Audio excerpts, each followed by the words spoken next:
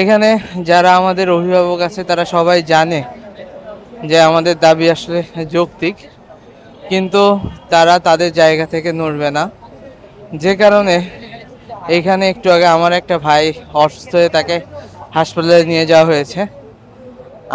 আমার অবস্থাও খুব একটা ভালো না। গত 28 ঘন্টা ধরে এই মানুষগুলো, এই 14 জন মানুষ না পানি খেয়েছে না কোনো খাবার খেয়েছে। তবুও তারা শুধুমাত্র শান্তিপূর্ণভাবে যেন আমাদের দাবি আদায় হয় আহ, মানে সেই আশায় আসলে তারা এখানে এখনো বসে আছে।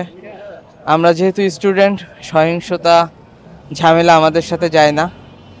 আমরা বিশ্বাস করতে চাই যে সরকার আমাদের দাবি মেনে নেবে, কিন্তু সরকারের মধ্যে এখনও আমাদের যে অভিভাবক, কারিগরি শিক্ষা অধিদপ্তর, ঢাকা বিশ্ববিদ্যালয় শিক্ষা মন্ত্রণালয়, এখনও যে তাদের মধ্যে ফ্যাসিস্টের দোসররা আছে তা বারবার প্রমাণ করে দেয়। 28 ঘন্টা পার হওয়ার পরেও তারা এখনও দায়িত্ব জ্ঞানহীনের মতো, ফ্যাসিস্ট শেখ হাসিনার মতো আমাদের কাছে আসে নাই।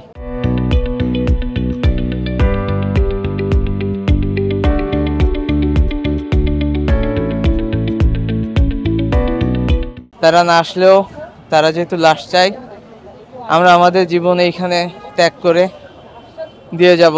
তবুও বিআইটির দাবি আদায় না হওয়া পর্যন্ত আমরা আসলে এইখান থেকে উঠব না। আমাদের বিআইটির দাবি হঠাৎ করে আসে নাই।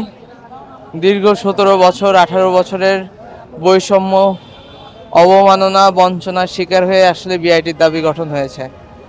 দুর্নীতিবাজ এই কারিগরি অধিদপ্তরের মধ্য থেকে আমাদের শিক্ষক সংকট, এমনও নজির আছে যেখানে বরিশাল ইঞ্জিনিয়ারিং কলেজ বর্তমানে একটি মাত্র স্থায়ী টিচার দিয়ে আসলে শত শত ইঞ্জিনিয়ার তৈরি করছে।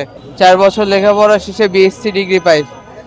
বিএসসি ডিগ্রি অর্থাৎ কুয়েট দেশের স্বনামধন্য বিশ্ববিদ্যালয়গুলো যেমন বিএসসি ডিগ্রি অর্জন করে, আমরাও একই ধরনের ডিগ্রি নিয়ে এখান থেকে বের হই।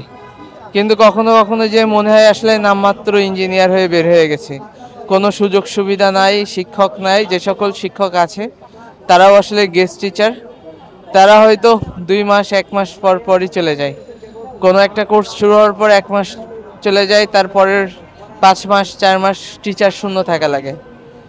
পরবর্তীতে আসলে প্রশ্ন উঠতে পারে, আমরা আসলে শিখি কিভাবে? আমাদের যে সকল বড় ভাইরা আসলে স্ট্রাগল করে শিখেছে, ইউটিউব দেখে শিখা লাগে। অনেকে আসলে মস্করা করে বলে ইউটিউব ইঞ্জিনিয়ার হচ্ছে, কিন্তু এই 2025 সালে আসলে তো আমরা ইউটিউব ইঞ্জিনিয়ার হতে চাই না। আমরা আসলে প্রপার সুযোগ সুবিধা নিয়ে একজন ভালো ইঞ্জিনিয়ার হিসেবে দেশকে সার্ভ করতে চাই।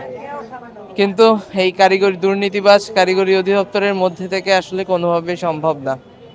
তারা আসলে তাদের ব্যবসাকে টিকিয়ে রাখার জন্য, তাদের ক্ষমতাকে আসলে আমাদের উপর প্রভাব বিস্তার করার জন্য তারা আমাদের এই দাবি মেনে নিতে চায় না। কিন্তু আমরা আমাদের জীবন দিয়ে হলেও এই দাবি আদায় করে ছাড়বো ইনশাল্লাহ। অত্যন্ত দুঃখের সাথে বলতে হয়, আমাদের গত 2 মাসের আন্দোলন একদম বৃথা। কারণ আমরা যেদিন ঢাকা শহরে প্রথম আসি, শিক্ষা উপদেষ্টার সাথে সেদিন মিটিং হয়।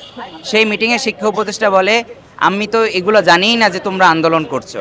তাহলে আমরা বিভিন্ন মন্ত্রণালয়, বিভিন্ন অধিদপ্তরে স্মারকলিপি, চিঠি প্রদান করেছি। তাহলে সেগুলো কি সবই মূল্যহীন ছিল? আমরা কি কোনো মূল্যহীন মানুষকে সেগুলো কি প্রদান করেছিলাম? শিক্ষাটা যদি বলি, শিক্ষার এখানে অনেক স্বল্পতা আছে, শিক্ষা স্বল্পতা থেকে যায় এবং অনেক ঘাটতি থেকে যায়। আসলে পুরোপুরি শিক্ষা নিয়ে এখান থেকে খুব কম স্টুডেন্টই বের হতে পারে, এবং যারাই শিখে সব নিজ দায়িত্বে শিখতে হয় আর কি। সেক্ষেত্রে নিজ দায়িত্বে কতজন শিখতে পারে আমাকে বলেন? সবার মেধা কিন্তু একরকম না, এবং সবার ইচ্ছা শক্তিও একরকম না।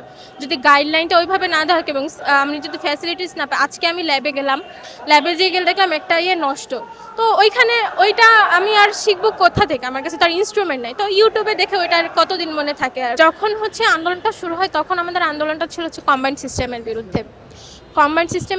তখন আমাদের ঢাকা ভার্সিটি থেকে বলে দেওয়া হয় এই কম্বাইন্ড সিস্টেম বাতিল করা সম্ভব না। কেন সম্ভব না? তার কোনো যৌক্তিক কথা তারা বলতে পারে না, এই যে সম্ভব না, শুধু বলছে তারা সম্ভব না। এখানে আমি যদি বলতে চাই, এই কম্বাইন্ড সিস্টেমের দ্বারা ঢাবি কর্তৃপক্ষ দারুণ ব্যবসা এবং এখানে সার্টিফিকেট বিজনেস করা হয়। দেন কারিগরি সচিব, এদের সাথে আমাদের যতবার বসা হয়েছে, ওরা বলছে সম্ভব না, কিন্তু দ্রুত সমাধান করা হবে। এত বছর ধরে দ্রুত সমাধানই করা হইতেছে, সেখানে একজন স্টুডেন্টের প্রাণ চলে গেল, সেখানে তারা কোনো ভ্রুক্ষেপই করলো না।